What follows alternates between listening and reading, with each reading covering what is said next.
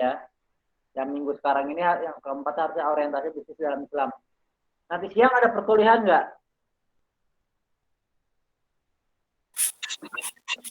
Nggak ada. Siang Ustaz, nggak ada Ustaz. Ini terakhir. Oke.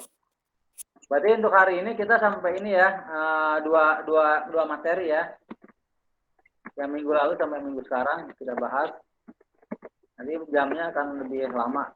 Setelah sholat zuhur kita lanjut lagi.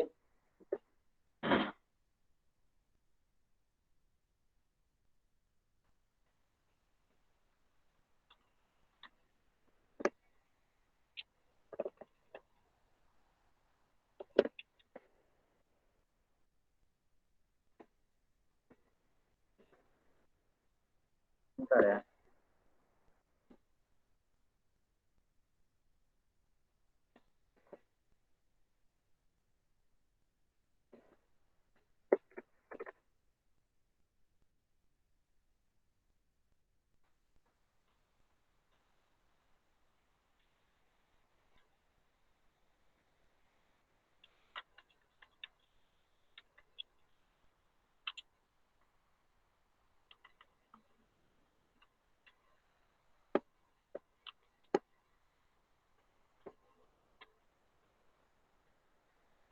Ini muncul nggak nih?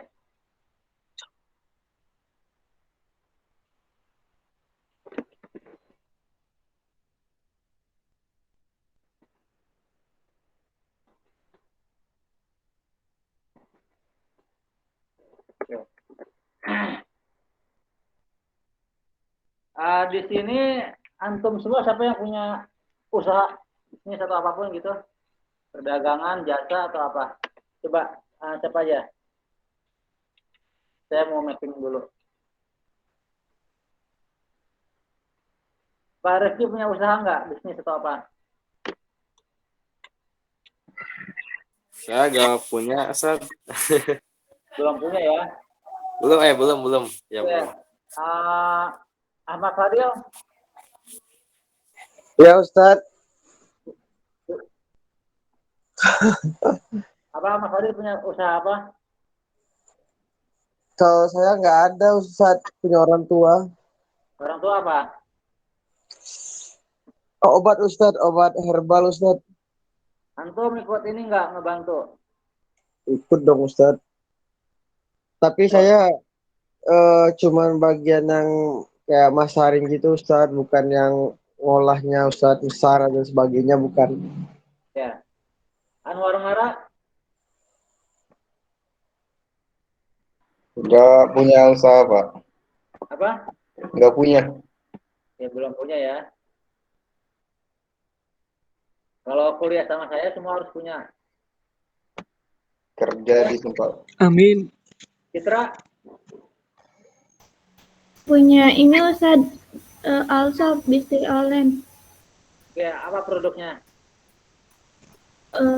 Produknya banyak Ustaz, kayak pakaian, sepatu, makanan yang kayak gitu Ustaz. Produksi sendiri atau reseller? Dropship Ustaz, jadi punya reseller juga. Oke. Labelnya, brandingnya punya sendiri atau siapa? Punya sendiri Ustaz. Oke. Faiz Ramadan, Belum punya set. Punya orang tua aja. Ilham Gutawa,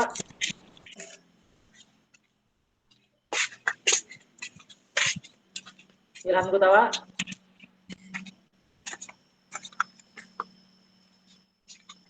Ilham maksudnya nih. Nanti saya absennya di akhir ya. Muhammad Azam punya usaha apa? Oke, Muhammad Azam. Apa tuh?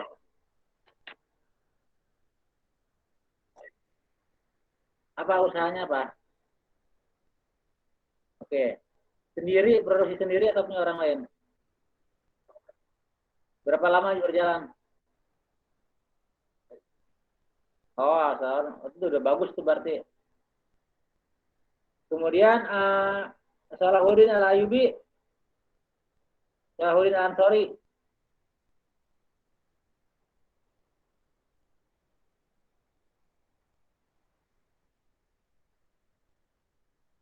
Syahudin sama Ilham ini nggak masuk ya? Atau gimana? Coba dikeluarin dulu, Ustaz. Baik,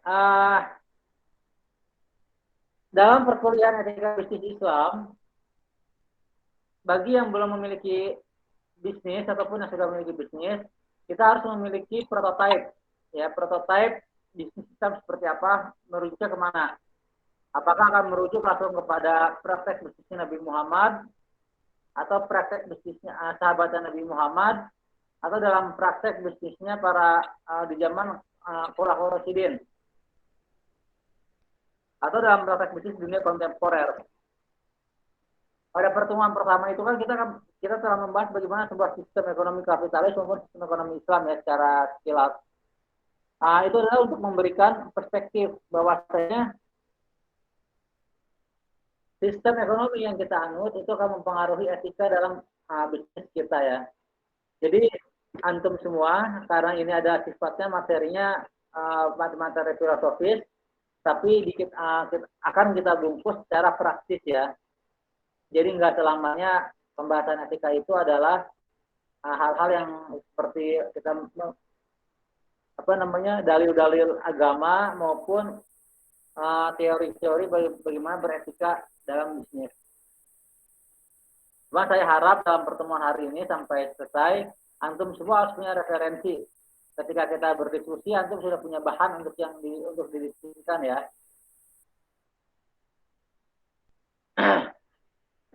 Di dalam buku yang antum resume itu memberikan suatu wawasan bisnis yang harus dijalankan bagi seorang muslim. Perbedaan para pelaku bisnis yang muslim dengan yang bukan muslim itu memang terkadang kita akan melihat suatu perbedaan yang mendasar dalam hal halal haram. Oke? Halal haram, kemudian dalam sisi pahala dan dosa. Bagi seorang muslim, dia tahu perbedaan antara bisnis-bisnis yang halal dan apa yang haram, yang tidak boleh dijual belikan, tidak boleh dilakukan konsultasikan. Atau kemudian hal-hal praktek-praktek dalam berbisnis yang mengandung dosa atau dapat mengakibatkan atau bahkan sebelum ke dosa itu apa subhat.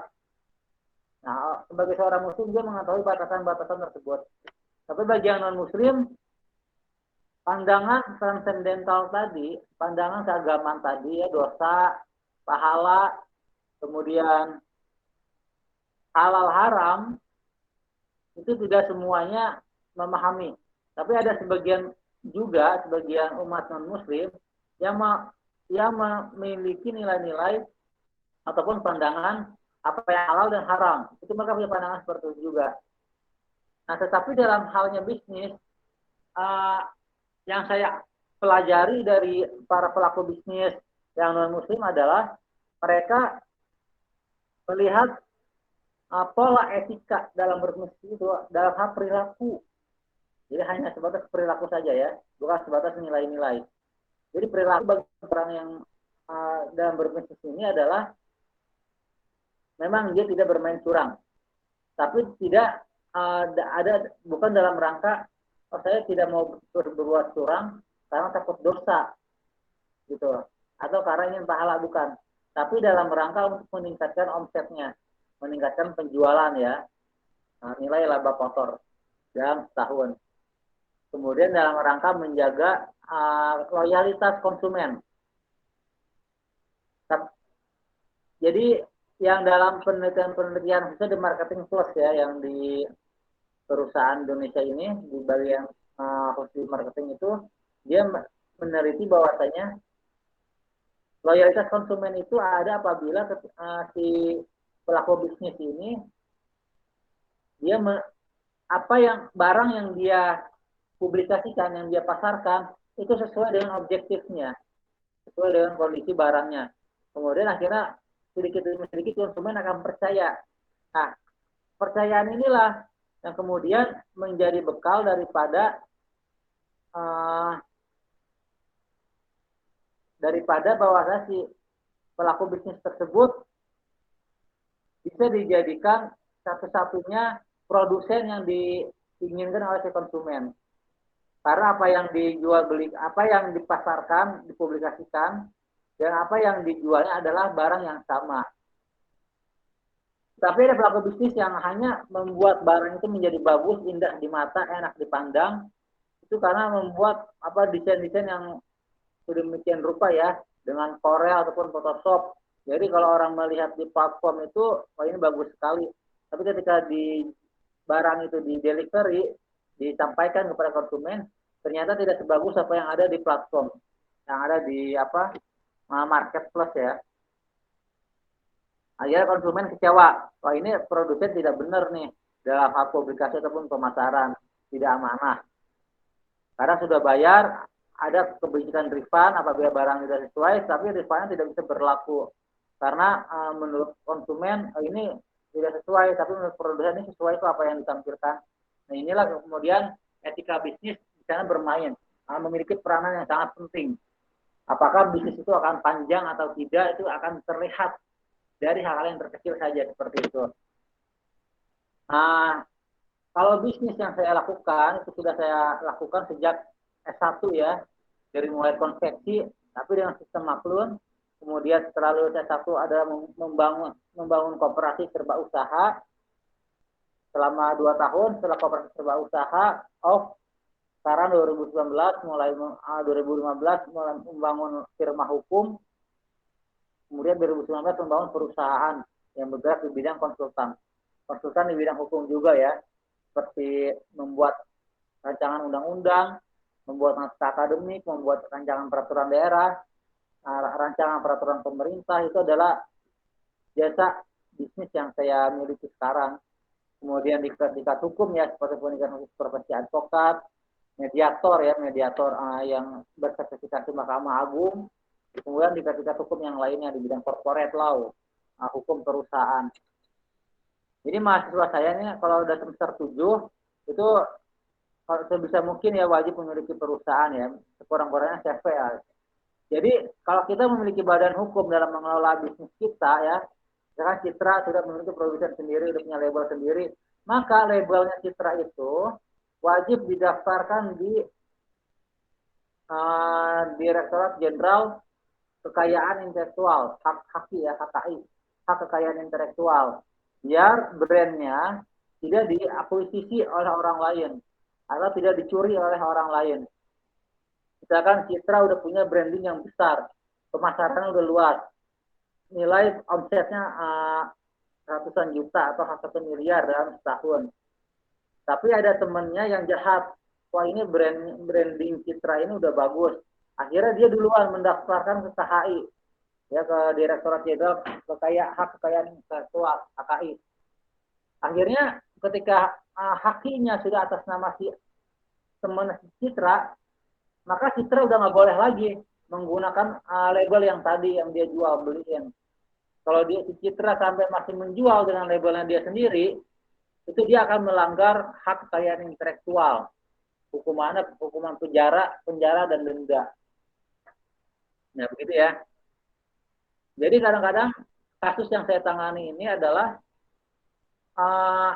ada sekelompok orang dia kerjanya mengamati di YouTube sama di IG sama di platform kemana produk-produk yang laris manis penjualannya sampai ratusan miliar ataupun puluhan miliar dalam setahun. Dia ngecek saya brandingnya YouTube. YouTube ini sudah terdaftar belum ya di Dirjen HKI? Oh ternyata belum. Akhirnya dia bikin aplikasi namanya YouTube. Kurang lebih seperti itu. Nah, jadi kalau kita melihat ternyata aplikasi ini yang mendownload udah puluhan juta, dia langsung ngecek di HKI. Udah terdaftar belum ini hak ciptanya? Oh ternyata belum. Lalu dia jadi kerja dia hanya membeli mendaftarkan karya cipta orang lain aja. Tapi kalau orang lain ini para pelaku usaha tidak mendaftarkan labelnya, brandnya, akhirnya dia sia-sia bisnisnya. Akhirnya kalau bisnisnya penjualannya bagus karena brandnya sudah didaftarin atas nama orang lain, akhirnya harus mengulang dari awal, membuat brand baru. Nah, konsumen akan bingung, ini brandnya siapa ini? Saya kan kendala Mas Citra, kok Citra ganti branding sih, ganti label. Akhirnya si Citra harus mengulang itu dari awal lagi. Nah, ini jadi di dalam dunia bisnis tidak sesederhana jual beli. Tidak begitu, teman-teman semua. Ada yang harus kita pagarin, kita kawal, kita jaga dari sisi branding.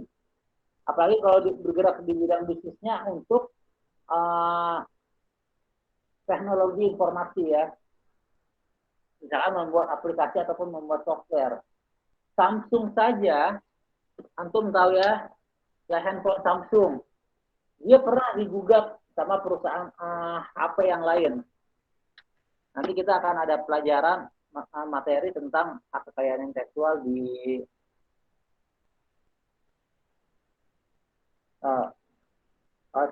di sini. Hak kekayaan intelektual ada di pertemuan pertemuan 11 ya, tapi nggak khusus tentang saksi, tapi lebih kepada peran negara terhadap implementasi etika Islam. Nah, jadi hal-hal yang baik itu penjualannya kecil ya, barang-barang kecil seperti peniti, jarum, bros, kalau dia bentuknya saja tidak didaftarkan di HAKI, ya maka dia akan lenyap dengan sendirinya. Kan di dalam HP Samsung ini ada suatu komponen IC-nya dia, IC-nya itu yang ternyata sama dengan Xiaomi. Kemudian dia digugat. Di Indonesia belum didaftarin satu komponen Samsung ini. Akhirnya di putusan Pengadilan Negeri Jakarta Selatan itu dinyatakan Samsung yang Indonesia melanggar hak kekayaan intelektual. Ya, hak dalam bidang di bidang teknologi informasi. Jadi karya ciptanya ini dianggap membajak gitu ya, produsen HP yang lain. Hal-hal yang kecil saja dalam satu perangkat handphone ini aja, ini masing-masing komponennya itu didaftarkan dari mulai casing, bentuk casing, warnanya, kemudian seperti ini ya tampilan. Ini ada layar kamera di sini. Ini ada namanya hardware-nya itu disebutnya apa gitu ya dalam istilah dunia industri handphone. Kemudian ada apa namanya program back misalkan ya, ini kan ada program back di sini. Tapi di dalam software ini dia ada perangkat yang lain. Nah, itu semua didaftarkan. Jadi dalam satu produk saja dia ada puluhan karya cipta yang dilindungi oleh negara gitu. Kalau tadi Citra bilang produk yang dijual banyak banget, ada makanan, ada baju, jilbab dan sebagainya. Nah, apakah barang-barang tersebut hasil karya kita sendiri ingin kita daftarkan sebagai kekayaan intelektual kita? Karena kalau kita membuat logo aja itu kan berdasarkan imajinasi kita. Ya kemudian kita nggak daftarin, makanya kita tidak menghargai hasil karya kita gitu. Dan untuk daftar hak itu murah cuma 3 juta ya kalau untuk logo. Tapi kalau untuk misalkan desain baju seperti ini nih, baju saya nih ya, ini ada hak ciptanya juga si produsen. Misalkan ada gambar motif ketupat, sampingnya ada warna oranye, coklat seperti ini didaftarkan masing-masing produk seperti itu. Itu kalau kalian akan masuk ke dalam dunia industri bisnis. Dan ini kalian akan memiliki banyak kasus ketika sudah sarjana hukum menjadi advokat, itu akan menangani sengketa perselisihan hak kekayaan intelektual. Itu banyak sekali yang akan kalian tangani ya. Jadi kita akan mulai bisnis dari awal sedikit. Apa kaitannya etika bisnis Islam dengan hukum ekonomi syariah? Sangat berkaitan erat. Karena bagaimana kita akan mengeluarkan fatwa di bidang ekonomi, di bidang bisnis, kalau kita tidak mengetahui kasus-kasus atau problematika yang terjadi di dunia kontemporer. Nah, inilah kenapa etika bisnis itu ada yang sifatnya individual, ada yang sifatnya sosial. Kalau sifat etika individual itu memang secara fundamental merujuk kepada sifat-sifatnya Rasul, sidik, amanah, tabligh, kemudian fatongah. Tetapi tidak berhenti di situ. Masing-masing itu ada turunannya seperti sidik. Sidik dapat dipercaya. Bagaimana mewujudkan dapat dipercaya yang ini? Yang mempercayai siapa? Konsumen. Konsumen akan percaya bagaimana, dengan cara seperti apa? Dengan cara tadi, apa yang ditampangkan di dalam brosur, pamflet, atau di platform, itu harus sesuai kondisinya dengan barang yang dijual. Atau setidaknya membuat keterangan atau disclaimer. Gambar yang terpampang di sini adalah hasil desain ulang produsen. Konsumen akan mendapatkan barang yang mungkin saja tidak sesuai dengan apa yang ada di gambar. Misalkan gambar akan lebih bagus daripada barang yang sebenarnya. Itu ada disclaimer. Kalau disclaimer berarti dia menjalankan etika bisnisnya. Jadi dia tidak membohongi konsumen. Akhirnya nanti konsumen akan mengambil keputusan apakah akan membeli barang itu atau enggak. Gitu ya. Apakah misalkan kalau udah ada disclaimer tadi, maka konsumen tidak terjebak dalam suatu hal. Tetapi kalau kita buka nih ya, platform seperti Shopee, Lazada, Bukalapak, Tokopedia, dan lain-lain itu Sosiola ya. Ada nggak yang produsen, toko-toko yang membuat disclaimer tadi? Contohnya dengan kalimat gambar mungkin saja mungkin lebih bagus daripada barang yang sebenarnya. Atau barang aslinya tidak sebagus apa yang ada di gambar. Itu dia berarti menjalankan etika jujur. Atau dia membuat misalkan mengimplementasikan etika individualnya dalam hal misalkan profesionalisme. Bagaimana menurunkan profesionalisme itu dalam etika bisnis? Dia akan menjawab tanya jawabnya si konsumen. Kalau dia membuat kolom chat, maka dia wajib menjawab. Apabila hanya si produsen membuat kolom chat saja, konsumen yang ingin bertanya dapat mencet di sini. Kemudian lalu kalau misalkan ada keluhan atau apa, silakan chat ke nomor ini atau ke kolom chat. Tapi dalam 1 hari, 2 hari nggak ada respon. Artinya apa? Dia nggak profesional. Dia tidak menjalankan etika bisnis bagaimana seharusnya. Kecuali kalau di dalam jualan itu dia mengatakan respon paling cepat 10 menit, paling lama 30 menit. Nah, itu udah ada syarat dan ketentuan.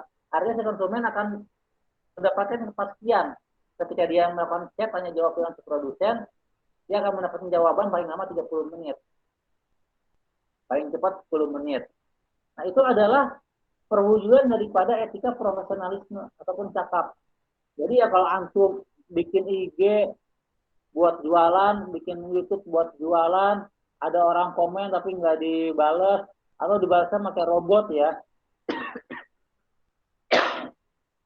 Ada dengan cara jawab otomatis ataupun lewat chat bisnis. Pertanyaan Anda akan kami jawab sebentar lagi. Itu kan robot. Bagaimana kira-kira dengan robot itu? Boleh aja, tapi harus ada batasan waktu. Misalnya si robot itu akan menjawab paling lama 30 menit akan kami balas.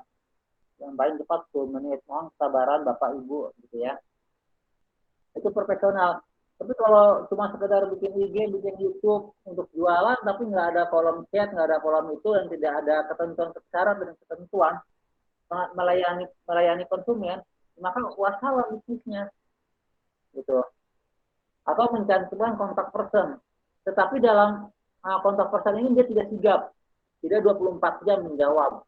Ya kalau untuk bisnisnya perorangan itu masih 24 jam nggak mungkin.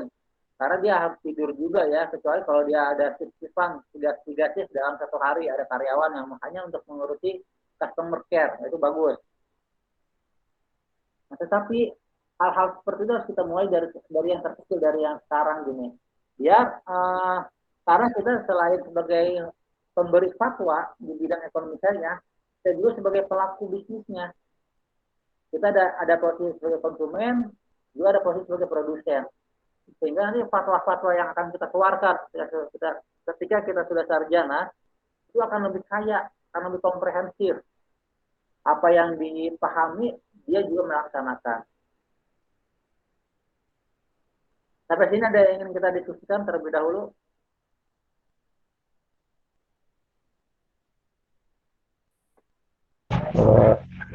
Ya, Sat. Mengenai tadi ya hal-hal yang mendasar, ya benar juga gitu, hal-hal yang mendasar seperti tadi menjawab dari kolom chat dan yang lain-lainnya. Kadang itu suka diremehkan, Sat. Kadang suka diremehkan gitu. Gak ngeh gitu bahwa kita itu harus sikap kita itu harus baik gitu dalam hal kecil juga gitu. Ya. Nah, jadi kalau kita memulai bisnis, tetapi hal-hal seperti tadi kita lewati ya, kita anggap remeh-remeh, kita pun akan dianggap remeh-remeh juga. Misalkan begini, karena berbicara etika bisnis itu kita berbicara manusia, bukan berbicara benda ataupun barang, bukan. Apalagi untuk zaman sekarang dunia online. Kalau di dunia nyata tegur sapa mungkin cuma dibilang sombong. Saya berpapasan sama orang lain. Lalu nggak tegur sapa, nggak senyum, nggak salam, nggak sapa. Orang lain akan menganggap sombong banget, dingin banget. Tapi selesai. Udah, sadar lewat. Oh, di dunia maya, apalagi berdagang, kita nggak melayani satu konsumen aja. Oh, itu sampai bisa jutaan orang tahu, si Helmi ini bisnisnya nggak bener. Saya koar-koar, udah 2 hari nggak ditanggapin. Udah, selesai itu bisnis. Istri saya juga kan kalau belanja di online itu udah punya ini sendiri, udah nandain. Ini ya di toko ini mah nggak, responnya jelek. Barangnya bagus, harganya bersaing, kompetitif, tapi responnya jelek. Dia tinggalin tuh, dia udah nandain, udah hafal toko ini jelek, responnya jelek. Tapi ada PR lagi. Ketika kita merespon dengan yang sangat bagus, ya, tapi bahasanya jelek. Dia bilang gini, Ibu kalau nggak puas silakan aja belanja di tempat yang lain ya, nggak usah di sini. Apakah itu etika bisnisnya ada? Jangan etika bisnis. Etika bisnis Islam terlalu jauh. Nilai-nilai keislaman nggak diterapkan di sana. Nah, kalau kita nggak suka dengan konsumen, apabila kita ada di posisi produsen, maka sampaikan dengan kata-kata yang bagus. Seperti yang dicontohkan Pak Nabi, para sahabat. Karena di dalam etika itu ada hati yang kita ajak bicara, hati orang lain. Kalau produsen itu otaknya bukan sekedar menjual lalu dibeli, bukan begitu. Tapi bagaimana menjaga hati si konsumen, itu dia nyaman, tenang dengan kita. Dan dia simpati dengan kita, kemudian empati. Maka kalau orang konsumen sudah nyaman dengan apa yang tutur kata kita, baik dengan chat ya, kolom chat ataupun dengan handphone, WA, SMS, itu apapun yang kita jual akan laku terus menerus. Nah, jadi etika bisnis itu bukan cuma sekedar kode etik ya. Pasal 1 produsen raja. Pasal 2 konsumen raja di atas produsen. Pasal 3 apabila konsumen yang salah maka produsen tidak boleh menegur bla bla bla. Konsumen adalah kayak gitu. Kode etik maupun etika bisnis itu enggak, ya mayoritas dia tertulis. Yang tertulis itu hanya disclaimer kadang-kadang ya, syarat dan ketentuan. Tapi etika-etika ini dia sifatnya abstrak. Dia sifatnya subjektif juga. Kadang-kadang ada satu perusahaan yang sudah menerapkan standar etika bisnisnya, tetapi ternyata masih konsumen ini banyak nggak puasnya. Ketika, ini perusahaan kaku banget sih. Dia rata bagus, hanya 10 menit, paling lama 30 menit. Ini apalagi ya, PR-nya bagus, melayaninya dengan sopan santun, intonasi suaranya bagus, lembut. Saya merasa dilayani nih. Tapi kok nggak memuaskan ya? Misalkan saya kan pengen barangnya yang warna hitam, tapi kok dipaksa beli warna putih, diarahin ke warna hijau, ya gitu ya. Saya nggak suka kalau kayak gitu. Harusnya kalau produsen itu, dia menjadi problem solver sekaligus daripada kebutuhan konsumen.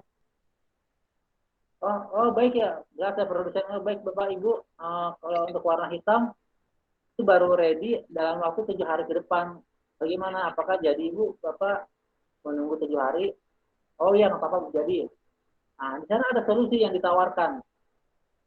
Kemudian apabila dia tidak sama sekali memiliki si produsen, maka sampaikan padanya, Bapak Ibu mohon maaf, di perusahaan kami sudah tidak produksi yang berwarna hitam. Mohon maaf sekali ya, tidak bisa kami memberikan ini.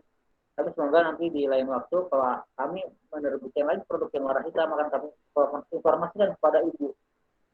Itu enak dialog interaksinya, komunikasinya. Jadi komunikasi bisnis itu disenyawai dengan etika.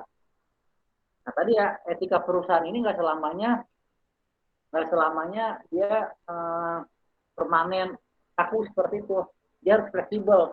Artinya etika perusahaan ini dibangun daripada etika individual. Anggaplah di suatu perusahaan ada 10 karyawan yang di bidang customer care atau customer service. Tetapi karena si 10 orang yang tidak memiliki etika bisnis yang baik, dia cuma mengikuti etika bisnis yang ada di perusahaan aja, apa yang tertulis. Akhirnya dia akan melihat gini, si karyawan tadi hanya akan menjadi seperti robot aja, menjalankan apa yang ditugasi oleh perusahaan, apa yang tertulis di job desk-nya. Tapi dia tidak melakukan improvisasi terhadap kebutuhan si konsumen. Nah ini yang banyak dipengaruhi. Makanya kalau di perusahaan saya ini, saya jelaskan kepada semua karyawan saya, karena jasa perusahaannya di bidang konsultasi hukum, di bidang jasa ya, maka kekuatan bisnis kita ada di etika, ada di attitude, bukan di otak. Otak ini nomor 2, tapi etika nomor 1. Kalau kita melayaninya bagus, si klien-klien kita ini, itu maka kemampuan kita itu akan mudah dibeli oleh orang lain. Gitu. Kita menawarkan jasa apapun mereka akan suka. Ini yang saya mengalami sendiri ya, karena kan belajar etika bisnis ini sudah lama banget ya. Saya sudah nyampaikan ke kampus juga, ketika saya ditawari mengampu mata kuliah etika bisnis, saya bilang saya bukan dari akademisi ya mempelajari etika bisnis, saya sebagai praktisi. Jadi dalam pembahasan ini kita akan lebih banyak membahas praktek-prakteknya. Di firma hukum saya, kontrak awal itu hanya 90 juta. Tapi saya berpikir, maka 90 juta saya terima aja. Hanya sidang aja, sidang tingkat pertama, dan itu buat saya kasus yang sangat mudah ya. Yang sangat mudah, yang terukur. Nah ya saya dapat biaya 90 juta. Tapi karena saya melayani klien saya ini, perusahaan ini, sebagus mungkin. Saya tidak mengajari mereka. Karena saya advokat masih muda, sedangkan klien saya udah pada tua-tua, orang-orang kaya semua. Tapi saya memposisikan mereka sebagai partner, memposisikan mereka sebagai orang tua. Jadi kalaupun saya punya keputusan, saya tidak akan mengatakan, Pak, menurut hukum seperti ini, harus seperti ini, nggak kayak gitu. Kita punya attitude di sana. Jadi buku-buku etika bisnis yang saya pelajari di masa lalu itu saya terapkan terus-menerus. Saya bilang, Bapak, menurut Bapak bagaimana baiknya Pak? Ini ada alternatif Pak. Kalau menurut pasal sekian konsekuensinya adalah A, tapi kalau menurut pasal sekian konsekuensinya adalah B. Tapi saya nggak tahu nih kebijakan perusahaan bagaimana yang diambil. Karena saya udah tahu jawabannya. Tapi saya pura-pura begitu aja ya biar menghargai klien kita. Karena klien kita ini dia punya hati, dia punya otak juga. Ingin dihargai, ingin dihormati. Konsumen itu seperti itu juga. Nah gitu ya. Karena mereka yang punya uang. Dan kita yang punya barang. Ya kalau barang kita nggak laku, masa numpuk di gudang. Kalau makanan nggak laku, pasti benda-benda yang nggak laku, angkaratan, jamuran, recek, gitu ya. Atau dimakan rayap. Sayang. Ya kalau uang, yang punya uang dia bisa jual beliin, ditukar pakai apapun dan kapanpun, gitu ya. Akhirnya kalau kita sebagai bisnismen, dan perkara saya menang, alhamdulillah. ternyata dapat proyek lagi yang lebih besar, masya Allah. Hanya membuat dokumen hukum, ya ngetik-ngetik aja. Kalau buat saya dia kerjaan kita sehari-hari sebagai advokat dan ngetik-ngetik doang, cuma 10 lembar saya dibayar 50 juta. Tapi nggak berhenti di situ, karena etika ini memainkan peranan yang sangat bagus. Kalau hati kita baik, tutur kata kita baik, perilaku kita juga baik, tidak sombong, itu klien akan senang. Nah, jadi ternyata dari hal-hal kecil seperti itu saja, klien saya sangat puas, dan dia sadar, wah ini Pak Helmi benar-benar menservis kami luar biasa ini nih. Akhirnya dia ngasih pekerjaan lagi. Pekerjaannya mudah buat saya, hanya ngetik-ngetik doang, bikin perjanjian. Saya dibayar 200 juta. Nah ini ternyata saya mendapatkan banyak ibroh, pelajaran-pelajaran daripada perjalanan bisnisnya Abu Bakar, Utsman bin Affan, kemudian perjalanan bisnisnya Rasulullah, bagaimana mereka menjunjung etika daripada keuntungan. Mungkin keuntungan hanya Rp1, Rp10, tapi etika ini mahal sekali ketika orang sudah tidak percaya. Konsumen melihat, kita udah nggak amanah nih, nggak jujur, udah selesai. Mau kita dokter, mau kita anak sultan, anak presiden, yang nggak akan ada yang mau. Nah, jadi ada bisnis individu maupun bisnis perusahaan, secara filosofi dia tetap sama. Kita sebagai produsen akan melayani konsumen dengan sebaik mungkin. Kadang-kadang dari konsumen dia akan menjadi mitra bisnis kita, atau bahkan menjadi supplier, atau bahkan menjadi distributor kita. Nah, itulah the amazing of etika, gitu ya, of ethic. Jadi ya the miracle ya, keajaiban etika itu, the miracle of ethic itu ada di dalam hati kita sendiri. Jadi kalau kita mengatakan diri kita miskin sekarang, kita nggak punya usaha, berarti potensi kita yang Allah tanamkan di dalam jiwa kita itu belum tereksplorasi dengan baik. Nah, cara mengeksplorasi jiwa kita yang penuh potensi ini adalah dengan satu, banyak membaca buku, ya, kemudian banyak bergaul dengan orang-orang yang sukses, orang-orang yang baik, yang pemikirannya bagus, ya, yang punya masa depan, berpikir jangka panjang, dia tidak berpikir egois. Orang-orang yang kadang-kadang ya, orang malas belajar etika bisnis itu karena dia berpikir bisnis untuk dirinya sendiri, bukan untuk kepentingan umat, bukan untuk kepentingan agama, apalagi negara. Kalau orang berpikir bisnis hanya untuk kepentingan pribadi, maka dia nggak ada kewajiban menuntut untuk saya buat apa belajar etika bisnis, gitu ya. Jadi kalau dia punya berpikiran untuk kepentingan orang banyak, untuk keluarga besar, keluarga kita, keluarga inti, keluarga besar, kemudian tetangga kita atau teman-teman kita ada cita-cita ingin berbagi, setiap lebaran kita ingin berzakat, setiap Ramadan kita ingin memberikan bingkisan, itu luar biasa. Itu insya Allah omset itu akan meningkat dengan sendirinya. Tapi meningkat dengan sendiri bukan berarti dengan kita berdiam diri atau berpasrah, tetapi ada target yang harus kita penuhi. Nah, di sini maaf sebentar ya, bentar.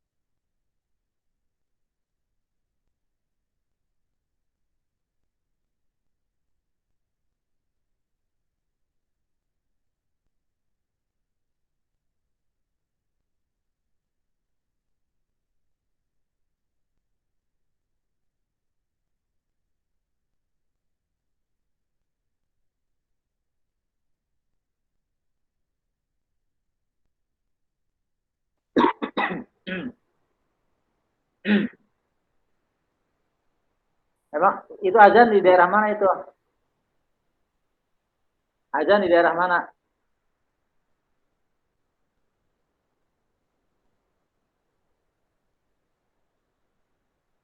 Nah itu Rifki, azan di daerah mana itu?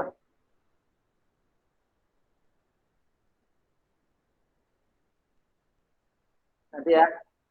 Nanti kalau Ya, udah Sat. azan Ya, zuhur, Sat. kita break dulu ya. Ini saya di sini belum azan. Ya, silakan. Saya akan jelaskan mengenai di dalam etika bisnis itu, dia sangat berkorelasi erat dengan omset ataupun target. Tapi dalam bahasa ekonomi, target pertumbuhan itu adalah untuk skala nasional. Kalau kita sebagai kepala negara ataupun sebagai pemerintahan, target pertumbuhan ekonomi Indonesia dalam tahun berapa persen nih? Apakah 2% atau 5% ya? Tapi mengingat sekarang perdagangan itu banyak dilakukan secara online, itu pertumbuhannya 5% setahun. Artinya omset pendapatan negara setiap tahunnya itu sekian ratus triliun ya, di luar sekian puluh triliun di luar pajak. Itu hanya dari perdagangan melalui platform digital. Nah, dalam hal etika bisnis dengan hasil target hasil, etika bisnis dengan target hasil dan target profit, sebenarnya kalau target hasil itu kita akan melihat daripada penjualan dari apa namanya, ini kan perspektifnya perspektif produsen kita ya belajar sekarang ini.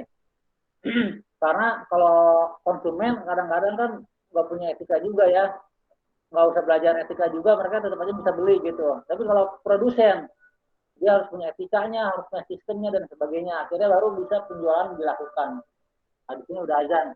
Baik, untuk sementara kita break dulu sampai jam 12.15 kita masuk lagi ya. Ini nggak usah ditutup dulu.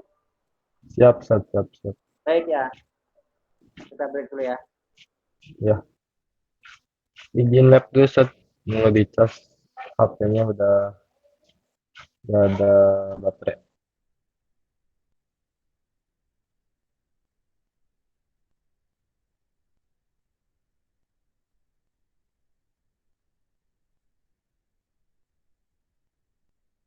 Silakan. Sebelum kita lanjutkan ke yang target hasil, target profit dan yang lainnya, kita diskusi dulu ya. Ada yang ingin ditanyakan nggak?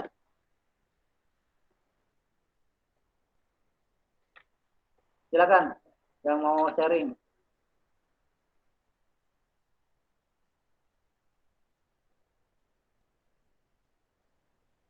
Ada nggak?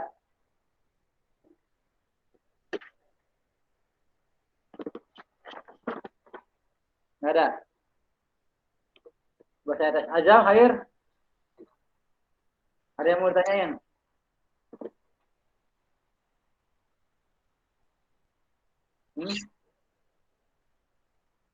Ada yang mau ditanyain nggak? Rizky Firdaus hadir. Saya sampai Hadir, absen. Sat. Ya. Ada yang mau didiskusiin? Enggak, Sat. Untuk sementara ini enggak. Ilham Gutawa, Hadir. apa yang mau didiskusiin? Ada nggak? Belum, Pak. Oke, Ahmad Fadil, Hadir Ustadz. ada yang mau ditanyain nggak? Belum ada Ustadz. Muhammad Hadra, Hadir. ada yang mau ditanyain nggak? Nggak ada, Pak. Ya, Salahuddin Alayubi,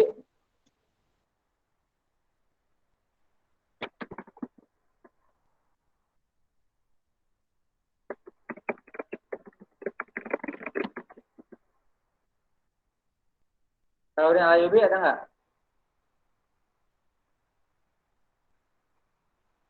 Nggak hadir ya dia?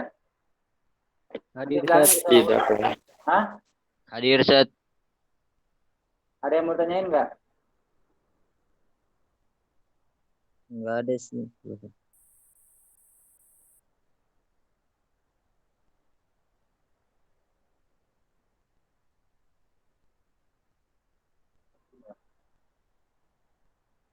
Citra Salma, hadir, Ustad. Ada yang mau tanyain nggak? Ustad itu soal yang daftarin, apa kata Ustad? Itu harus udah gede banget kali ya Ustad? Oh enggak, itu sebelum. Sebelum gimana Ustad? Itu sebelum besar. Ketika mau mulai langsung dimulai daftarin. Langsung dari sekarang. Kalau mau daftarinnya kemana Ustad kira-kira? Itu online ya, ke Direktorat Jenderal Hak Kekayaan Intelektual. Kalau daftar sendiri itu biayanya murah, sekitar 1,5 juta sampai 3 juta ya.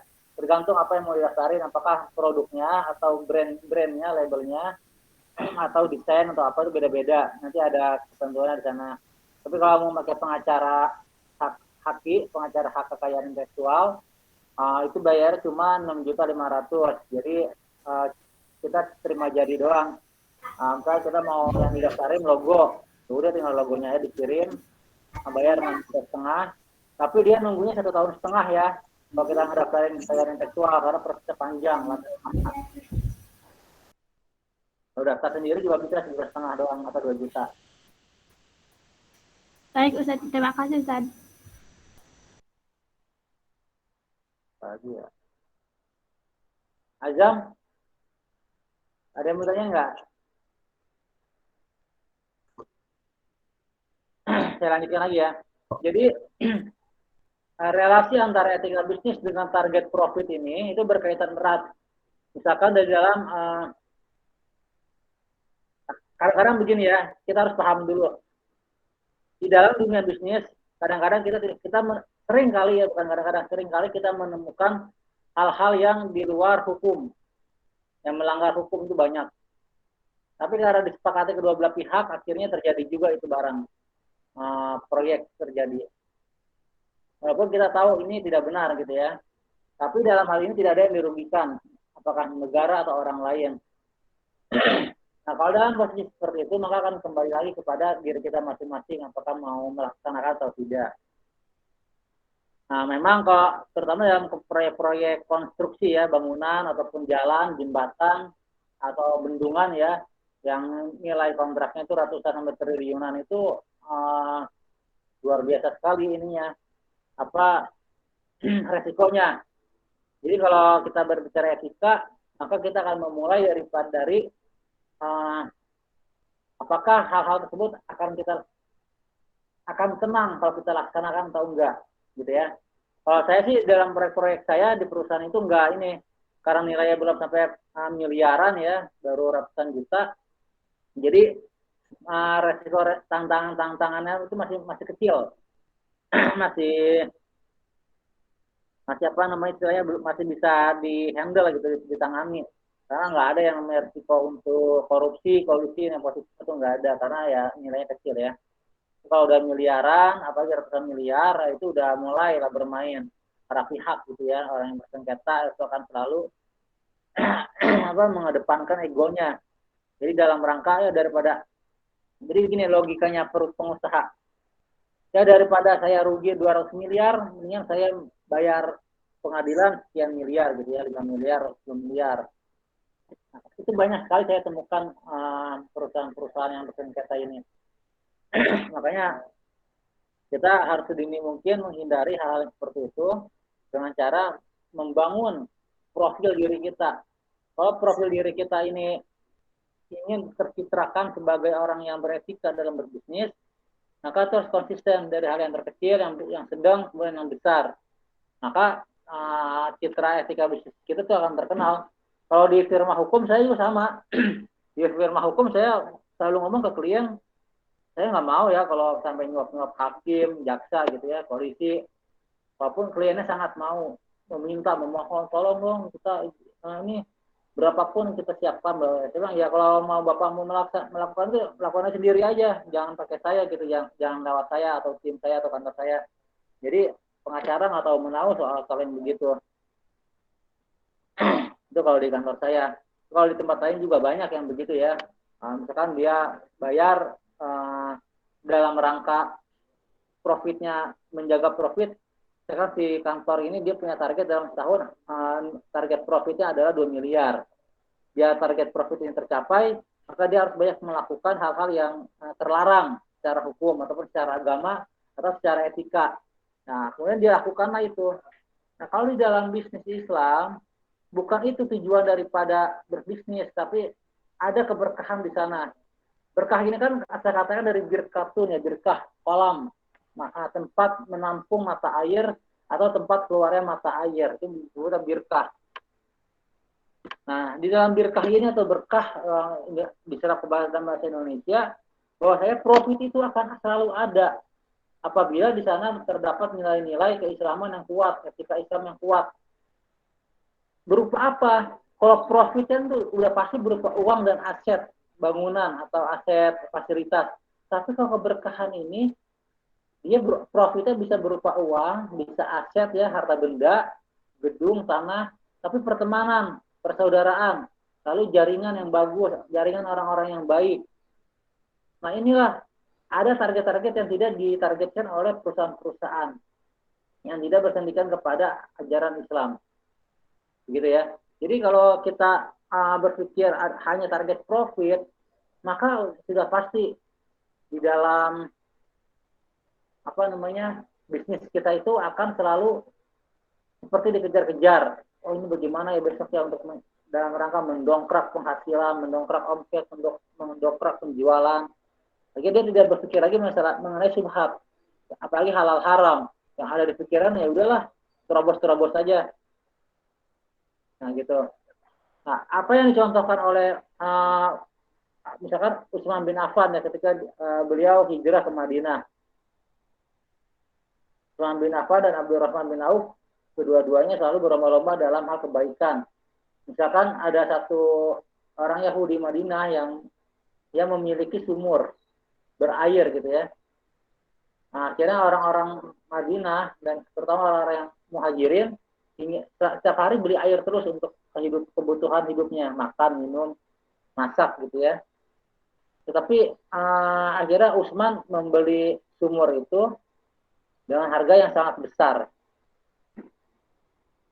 Dan dia membeli sumur nggak cuma di satu milik orang Yahudi itu, tapi dia membeli sumur di banyak tempat dengan harga yang beragam. Terutama yang dari orang Yahudi ini harganya di atas rata-rata harga pasar. Ketika sumur itu dibeli sama Utsman dan dia kasih gratis kepada masyarakat Madinah dan Muhajirin. Lalu orang-orang bertanya, sahabat-sahabat Utsman bertanya, kalau air ini digratiskan, bagaimana keuntungan yang akan didapat? Utsman menjawab, ini sumur ini mengandung mengandung kalau dalam bahasa kita keberkahan ya. Tapi dalam bahasa yang lain, bahasa sahabat itu, ini di sini ada nilai lebih daripada sekedar nilai dinar ataupun dirham. Ternyata benar.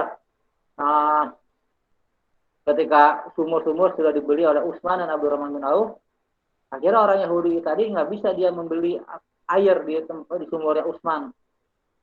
Orang Yahudi ini kebingungan, dia bagaimana dia mencari sumber air. Karena sumur sudah dikuasai oleh Utsman dan Abdurrahman. Akhirnya ketika Utsman menggratiskan itu sumur, dia mendapatkan bisnis perdagangan dia yang di pasar itu menjadi laku. Jadi orang mendengar masyarakat Madinah, kita akan berniaga dengan barang-barangnya Utsman saja, begitu. Akhirnya Utsman dia tidak mendapatkan keuntungan secara material di sumur yang gratis tadi, tapi dia mendapatkan keuntungan berkali-kali lipat dari pasar tempat perdagangan Utsman ini. Nah itu yang disebut dengan birkah itu, mata air itu nggak cuma di dalam tanah, tapi ada juga di pasar, perdagangan atau di perbelanjaan lainnya. Nah, akhirnya masyarakat Madinah dan kaum muhajirin memahami bahwasanya kalau berbisnis dengan Utsman, dia tidak hanya mencari keuntungan semata, dia mencari keberkahan, dia mencari keridhaan Allah dan lain-lain. Akhirnya pasar-pasar di Madinah itu yang punya Yahudi itu banyak yang bangkrut. Itu pasar-pasar yang miliknya umat muslim Madinah, muhajirin itu yang laku. Nah di sini kita harus melihat target. Kalau kita baru memiliki satu produk di jilbab misalkan ya, kita akan membuat marketing, mengemas dengan sebaik mungkin dengan cara yang baik yang perspektif bisnisnya, perspektif komersil, tapi di sisi lain bagi orang muslim berdagang itu bukan masalah perspektif komersil aja, tapi ada perspektif sosial dan agama.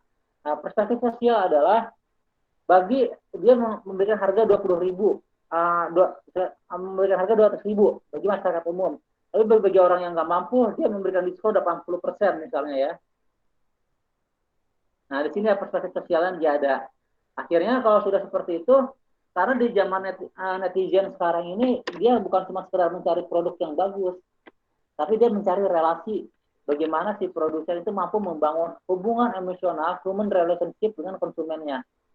Maka kalau sudah membangun terjadi hubungan human relationship, maka si konsumen ini akan secara otomatis akan menjadi resellernya dia, akan menjadi mitranya dia, dan bahkan akan secara cuma-cuma mempromosikan, kita beli di barang dagangan si A saja, karena dia orangnya baik, mitranya bagus, segala rupa seperti itu. Nah begitu ya, jadi perbedaan mengenai target profit dan kaitannya dengan etika bisnis ada di dalam perspektif transendental. Transendental ini ada perspektif uluhiyah, keakhiratan, yang mana tidak ada ilmunya di dalam dunia bisnis komersil, dunia bisnis konvensional. Kalau kita melihat ini ya, kalau kita baca-baca bukunya, misalnya si Dale Carnegie, bukunya siapa tuh yang banyak di Gramedia, itu dia mengajarkan orang lain adalah dengan cara bisnis tetap bisnis, sosial tetap sosial, dua hal yang terpisah. Jadi dia akan memberikan sumbangan sosial apabila bisnisnya sudah terpenuhi dulu, ya. Jadi enggak. Tapi pun kalaupun ada unsur sosial yang dalam bisnis, itu niatnya bukan karena Allah, tapi karena lagi-lagi kembali kepada meningkatkan relasi bisnisnya aja dengan konsumen. Kalau kita kan ada perspektif pahalanya. Nah, kalau saya mungkin di sini keuntungan cuma 2.000 atau 20.000, tapi saya dapat pahala di sisi Allah. Nah, itu yang membedakan target etika bisnis Islami dengan etika bisnis pada umumnya. Kalau etika bisnis pada umumnya dia hanya sebatas kepada profit, hasil dan pertumbuhan nilai aja. Sampai sini ada yang mau didiskusikan? Cukup ya?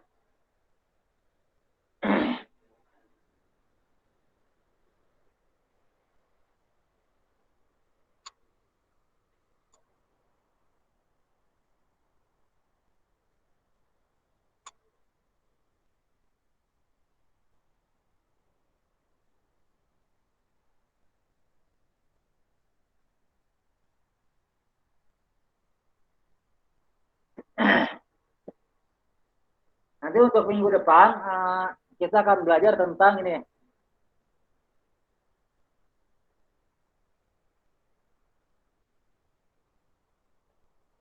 Nanti untuk masalah orientasi bisnis Islam minggu depan kita akan dalami lagi ya. Yang tadi target-target yang tadi saya sampaikan.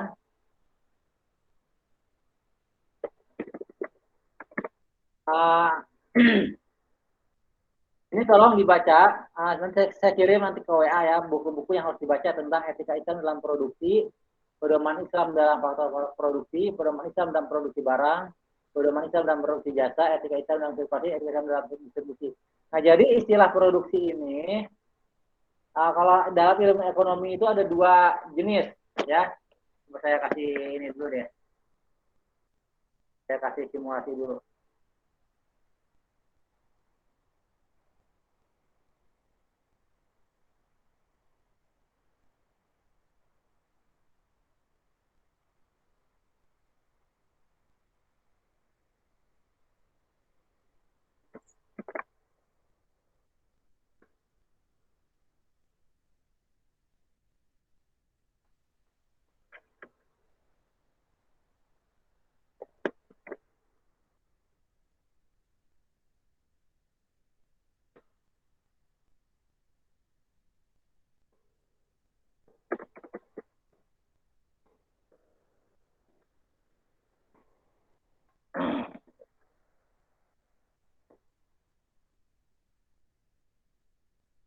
Kalau kita berbicara produksi ya, Jadi ada dua klaster. Yang pertama ada produksi yang sifatnya mikro atau kecil ya.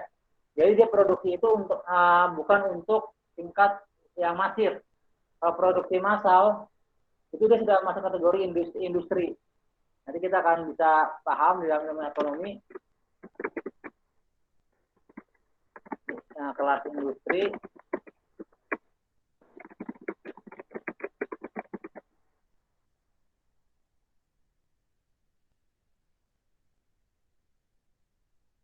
Kalau dalam faktor-faktor produksi itu, barang-barang yang diproduksi secara massal dan secara mikro atau secara kecil, itu dari sisi modalnya mungkin berbeda. Akan lebih tapi dari sisi keuntungan lebih besar keuntungan dari industri. Karena dia bermain bermain jumlah. Nah, nanti yang membedakan antara UMKM dengan industri itu adalah dari sisi kualitas dan sisi harga, kompetisi harga. Mungkin kualitas rumah tangga atau UMKM lebih berkualitas karena produksinya nggak terlalu banyak. Jadi dia bisa mengontrol barang dengan secara teliti. Kalau kelas industri dia menggunakan platform. Jadi sudah ada medianya, dia tinggal hanya mencetak. Jadi kualitasnya itu diukur dari sisi SOP. Sebelum produksi atau praproduksi, maka SOP yang ditempuh adalah A, B, C, dan D. Kalau SOP ini sudah dipenuhi dari mulai praproduksi, produksi sampai hasil produksi, maka si produsen akan mengatakan produknya akan berkualitas. Lalu dia bisa menentukan harga. Nah, tetapi dalam banyak kasus, Islam ini memberikan pedoman dalam produksi itu. Misalkan apabila yang diproduksi itu adalah sebuah air minum yang bersumber dari mata air, apakah boleh seluruh sumber air minum di pegunungan Indonesia dikeruk oleh industri? Nah, ini ada batasan-batasannya. Kalau untuk tingkat UMKM, apakah boleh menguasai air sungai, susur air sungai yang bersih untuk kepentingan produksi rumah tangga yang tapi dijual belikan gitu. Nah, nanti untuk produksi barang, produksi jaksa, yang tadi saya sebutkan produksi barang, tapi dalam produksi jasa, dia ada kepada murni skill. Nah, ini ada di arsitektur ya, arsitek. Dia membuat desain rumah, pengacara dengan jasa hukumnya dan konsultasi hukumnya, kemudian bisnis properti juga ada konsultan bisnisnya. Dia hanya memberikan review pandangan-pandangan terkait jasa konstruksi gitu ya, atau kita sebagai sarjana hukum sebagai jasa hukum di bidang ekonomi syariah misalkan. Itu kan kita tidak memproduksi barang, tapi hanya memproduksi otak gitu, pemikiran. Nah, tapi dalam hal memproduksi pemikiran tadi di bidang jasa, dia juga ada pedomannya. Nggak sembarangan. Pedoman apa? Itu berupa guidance, berupa hal-hal yang tidak boleh melebihi ketentuan, tidak boleh melebihi ekspektasi si konsumen. Ya, dikasih angin surga, nah itu nggak boleh. Nanti, tapi kalau konsep distribusi ya, kalau sirkulasi itu nanti ini masalah perseroan kajiannya nanti ini belakangan. Nah, kalau distribusi ini ada dua jenis ya. Dalam kitab Soduna ini wajib dibaca. Wajib dibaca tapi nggak wajib diamalkan. Karyanya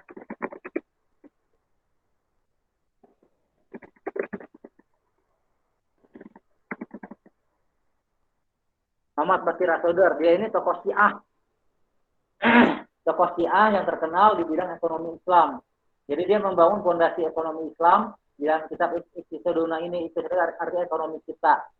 Jadi dalam distribusi ini bukan berarti gini kayak chip drop ya, atau distributor, ada produsen, si Anwar produsen dia pabriknya, lalu si Rifki distributornya, lalu dia mendistribusikan ke konsumen, nggak kayak gitu. Nah, distribusi ini lebih kepada kekayaan negara. Kekayaan negara berupa kekayaan alam atau baik di dalam tanah, di atas tanah, di udara gitu atau di bawah laut. Jadi distribusi ini adalah pembagian jatah pengelolaan. Apakah produsen besar yang kelas industri tadi boleh negara berperan memberikan gunung gede untuk pabrik A, untuk gunung ini untuk pabrik B.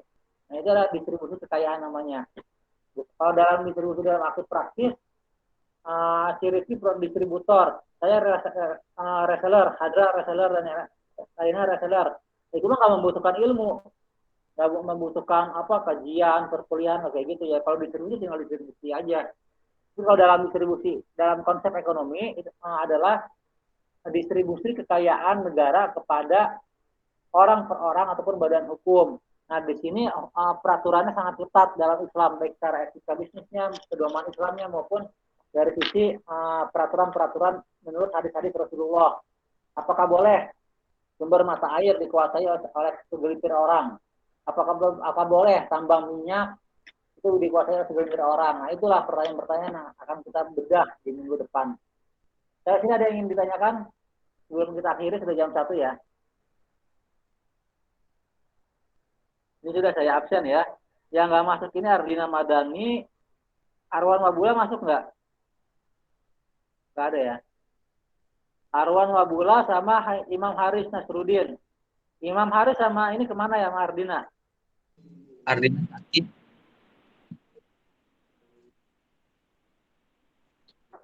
Ya, dia juga nggak ngumpulin tugas waktu pertemuan kedua nih. Kalau Arwan kemana? Udah 4 kali dia nggak masuk sama sekali. Kalau udah 4 kali itu udah pasti nggak bisa ikutan UTS sama UAS ya, nilainya gitu. Jadi angkatan kalian ini sama angkatan semester 2 yang sekarang pun ada yang nilainya dan D ya, saya sesuai objektifnya. Tapi kampus kasih kebijakan akhirnya dapat C. Ya, jadi ini gini ya, kalau bisa jangan sampai kuliahnya itu sembarangan. Dijagalah gitu nilainya, absensinya, tugas-tugasnya dikerjakan. Karena nanti kalau nanti kalian nerima ijazah, transkrip nilainya ada yang C, apalagi ada yang D. Ini jelek juga nanti kalau dibaca sama anak keturunan kita gitu. Kalau saya alhamdulillah nggak ada nilai C satupun di S1 saya tuh, paling kecil B ya. Jadi kalau kita dikasih jatah 3 kali nggak masuk, 3 kali ini termasuk sakit, gitu ya, kendala sinyal atau apapun, itu jatahnya 3 kali ini. Jadi dari 16 pertemuan minimal 13 kali pertemuan hadir gitu ya. Ada yang mau ditanya nggak seputar kuliah, bisnis ataupun yang lain?